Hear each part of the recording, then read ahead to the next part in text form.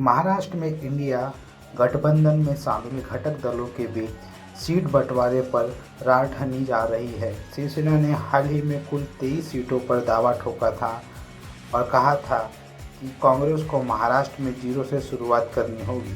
इसके बाद कांग्रेस की बारी आई। देश की सबसे पुरानी पार्टी ने महाराष्ट्र की 22 सीटों पर अपनी तैयारी शुरू कर दी है। पार्टी अध्यक्ष मल्लिकार्जुन खड़गे और राज्य के शीर्ष नेताओं के बीच एक बैठक के बाद 48 लोकसभा सीटों में से 22 पर उम्मीदवार उतारने की तैयारी शुरू कर दी है। यह बैठक शुक्रवार को आयोजित की गई थी। बैठक में महाराष्ट्र के कांग्रेस नेताओं ने खड़गे के साथ राज्य के वर्तमान राजनीति परिदृश्य पर चर्चा की और उन्हें पार्टी के लिए गढ़ मानी जा रही सीटों पर से एक रिपोर्ट दी। सूत्रों के मुताबिक कुछ नेताओं ने सुझाव दिया कि कांग्रेस को लोकसभा चुनाव में राज्य की 30 सीटों पर चुनाव लड़ना चाहिए। इसके अलावा सूत्रों ने कहा कि शीर्ष नेताओं में से एक ने यह सुझाव दिया कि पार्टी को कम से कम 22 सीटों पर चुनाव लड़ना चाहिए, जहां उसके जीतने की अच्छी संभावना है। न्यूज़ 18 की रिपोर्ट के मुताबिक पार्टी के अंदरूनी सूत्रों ने बताया कि एनसीपी के शरद पवार गुट और उद्धव ठाकरे की शिवसेना के साथ सीट बंटवारे के मुद्दे पर भी चर्चा हुई।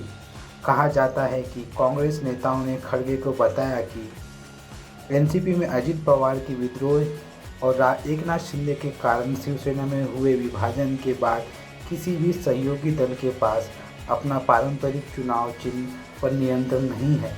सिर्फ कांग्रेस के पास ही अपने चुनाव चिन्ह पर पूरा कंट्रोल है।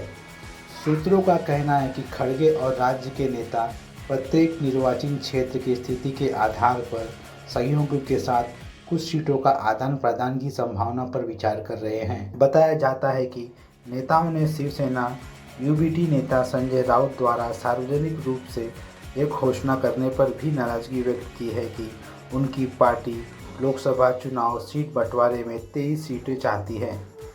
इस बीच खड़गे ने महाराष्ट्र के पार्टी नेताओं का गठबंधन या सीट बंटवारे के बारे में ऐसा बयान नहीं देने की सलाह दी है। सीट बंटवारे के फॉर्मूले पर फैसला लेने के लिए कांग्रेस आलाकमान अगले हफ्ते शिवसेना यूबीटी और एनसीपी के शरद पवार गुट से मिलने वाला है। 2019 के आम चुनाव में कांग्रेस ने 25 सीटों पर चुनाव लड़ा था, लेकिन एक सीट जीत नहीं पाए। एक सीट जीती थी। एनसीपी ने 19 सीटों पर चुनाव लड़ा था और 4 पर जीत हासिल की। वहीं शिवसेना भाजपा के साथ गठबंधन में थी। उसने 23 सीटों पर चुनाव लड़ा था और 18 पर जीत हासिल की थी।